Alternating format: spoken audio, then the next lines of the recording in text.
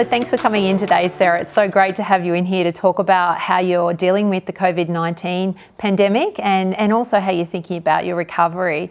You've got a small business, both running the Aquaduck in Surfers Paradise as well as up in Airlie Beach in Queensland. So lots of things to think about this time. It's been a pretty challenging period over the last few weeks and months. First of all, tell us a little bit about what an aqueduct is. Aquaduck is an amphibious vehicle. So basically they were a lark and used in, say, Vietnam War, and actually the Australian Army still use it today. So it's an amphibious vehicle that goes on the road and also goes in the water. And you were doing tours around Surfers Paradise and around Airlie Beach on land and in the water? Yeah, so we did, on the Gold Coast, we did a 1 hour tour. And same in Airlie Beach. And last year on the Gold Coast, we had about 80,000 tourists come through. And Airlie Beach, we just started up in July last year. Oh wow, quite a new entrance to that market. Wow, very new. Excellent. And in terms of the visitors that you were seeing come through your business, domestic, international, where did they come from? We have about 82% on the Gold Coast is domestic. And the remainder is international. Airlie Beach is a little bit different because we were servicing the cruise ship market. So it really does depend on the cruise ship, but we were servicing a lot of the international cruise lines as well as the domestics like P&O and Princess and things like that. The pandemic's obviously been a really challenging time for many tourism small businesses. Tell us a little bit about your experience and how it's impacting on your business. It's really, at first, we had a bit of a breakdown. It was like, oh my goodness, what are we going to do? Then we slowly put the business into hibernation, and why we were putting the business into hibernation, we looked at all the things that we could improve upon. So we bought the business in July 2018. And you just take on a business and you make little improvements along the way, but we looked at this as a massive opportunity to make wholesale changes to how we do things. We wanted to be more sustainable, we wanted to be more environmentally friendly, we just want to have a better structure. So we worked on that for the last couple of months, but we've kind of finished that now, and now we're just sitting around waiting to work out how we can get started. We have a bit of a plan to get started, but at the moment, the social distancing and having the borders closed in Queensland are our two biggest issues that are preventing us from restarting. Yeah, it's a pretty tricky time, isn't it? Trying to work out where we're going in the future, particularly in terms of social distancing. I mean, you've got a vehicle that can sit so many people and they sit next to each other in a small space. Have you had any thoughts about how that's going to work moving forward? We have. So we have 31 passengers normally, plus 2 crew. And what we can do at the moment with social distancing, it depends on family groups, but about 6 people per tour. So obviously that's not profitable and it's kind of not worth doing, unfortunately. An industry plan from the Queensland Tourism Industry Council was approved by the Chief Medical Officer on Friday. And we were all expecting there to be a little clause in there that says where possible or if possible, but it doesn't. It just says you must have social distancing no matter what. So that's going to be a pretty tricky hurdle to jump over, isn't it? Pretty tricky, yeah. Absolutely. Essentially with that, we don't have a business because we can't operate a tour with 6 people. So now either we ask for an exemption or look for some kind of exemption. Yeah. But there's 3,000 tourism businesses in Queensland that use vehicles. So there's 3,000 of us, they're all in the same boat. That gives me a little bit of hope. Yeah, well, hopefully we find a solution to that problem. I hope so too. The other difficult thing during this period has been staff and keeping staff around. We've obviously had support through the Australian Government JobKeeper program, but what's that look like for you? So that for us, because Airlie Beach wasn't running very long, we'd only really had casual staff up there. And so we couldn't hang on to any of those because they hadn't been with us for 12 months because we'd only had the business kind of 7 months at that stage.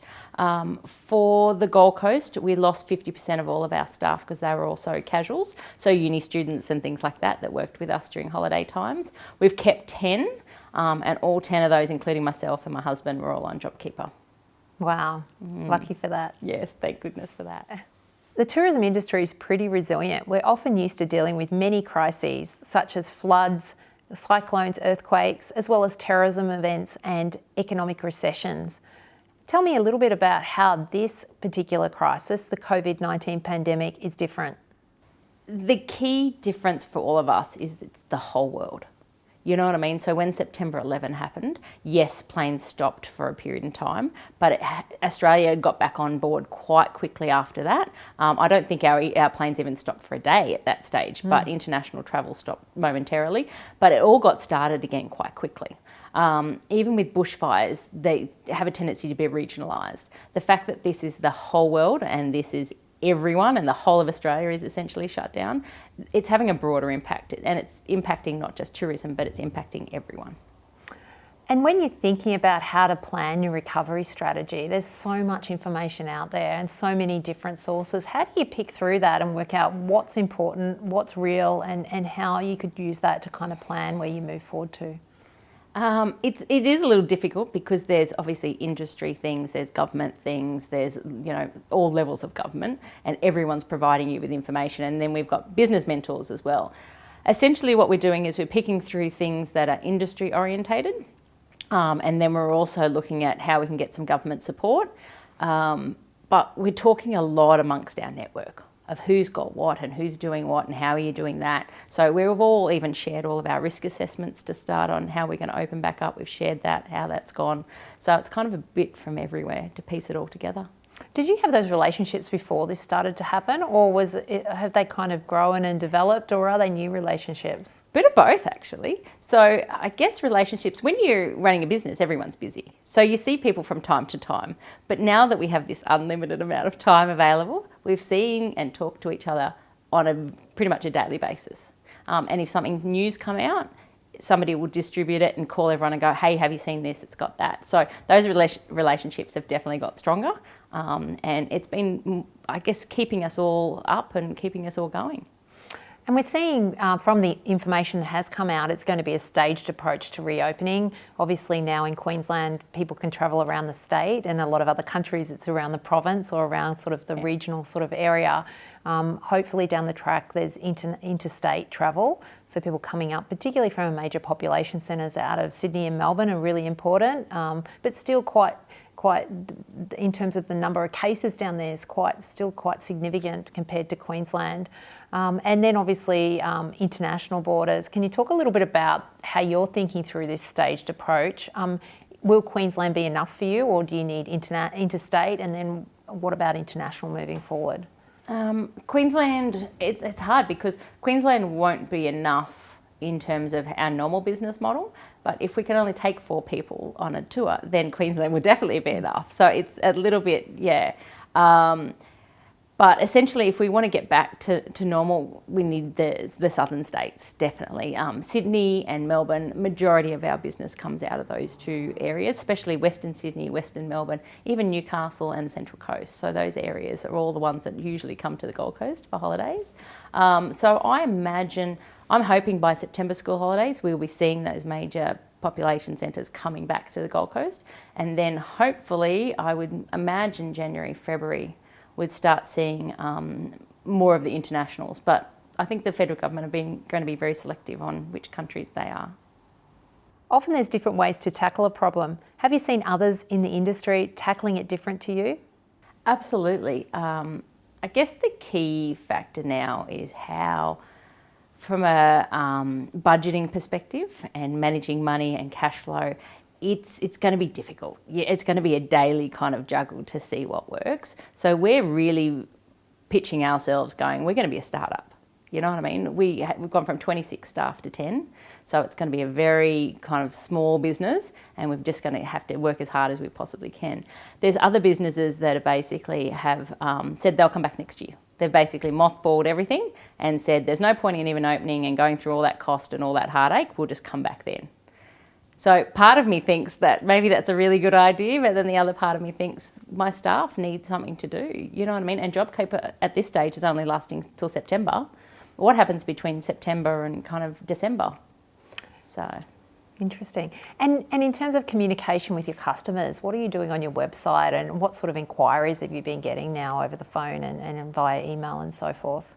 So initially, we put a big banner right across our website saying that we're currently closed, and it took them to, if they clicked on that, it took them to a kind of a question and answer thing telling them why we're closed, what we're doing in the meantime, how we're honouring, we've extended vouchers or we're honouring refunds and things like that. Now what we've done is we've turned that around and we've gone, okay, we're opening on the 27th of June. And we're going to attach our COVID safe plan, our risk assessment and all those sorts of things. So we're constantly kind of communicating. We're also doing that via social media, Google posts, all those sorts of things. We're constantly kind of communicating as much as we possibly can. The other big shake-up we've seen out of this is in the distribution channels. So I'm seeing a lot of tourism businesses saying, book direct with us, don't go through the big distribution channels now. Because obviously once you work through a third-party website, an online travel agent, you're paying quite significant commissions. What are you seeing coming out of this in terms of post-pandemic as to how businesses kind of work with these big distributors? Will it go back to how it was before, or do you think there'll be sort of a bit of a pushback to this direct booking? Kind of two sides to that. I think there's going to be a pushback because I know for myself, I've lost money in booking cancellations and all those sorts of things. It's easier to deal with the operator than to deal with a third party, because that third party might have a very unique set of cancellation policies, so you're not getting your money back. Whereas if you go to the operator, they're more likely to give you credit or more likely to give you your money back. But from an operator's perspective, I guess the fact that we've had three of our really, really, really big suppliers or agents have gone broke. So we've lost a lot of money. So then I'm starting to look at that going, well, the more customers we have direct, the more, of our cash flow or less of our cash flow is at risk, I should say. So yeah, we would like customers to come direct. We're going to have less customers. And so giving big commissions away is really going to impact our business significantly. So we've still got a little way to go in terms of recovery. How are small tourism businesses thinking about this recovery process, and what are some of the major challenges moving forward? Yeah, look, payment's going to be a massive issue, how we get paid. Because at the moment, as I said, we've had a few companies go broke. So you get a little bit more, I guess you get a little bit more conscious of your accounts, and you're a little bit more concerned about whether that money is going to come in. So for a small business, you're going to be less likely to hand out credit, and you're going to be more on top of your accounts because you need that money coming through the door. In addition to that, as a business owner, I guess this time has given me a lot of time with my family, a lot of time with my friends, and a lot more free time to think about things and how we could do things better. So I kind of think maybe a bit more work-life balance might be in order as well. Excellent, that sounds good. Hopefully. So wow, lots of things to think about as you move out of this crisis stage and into recovery. Still lots of things to deal with in terms of policy and regulation around being COVID safe and how you kind of design your visitors' experience moving out of this. But lots of opportunity as well. You've had time to reflect on your business. You've had time to have a bit of time off and spend time with friends and family. So a bit of a recoup, refresh, and then a recharge as you get out there for recovery.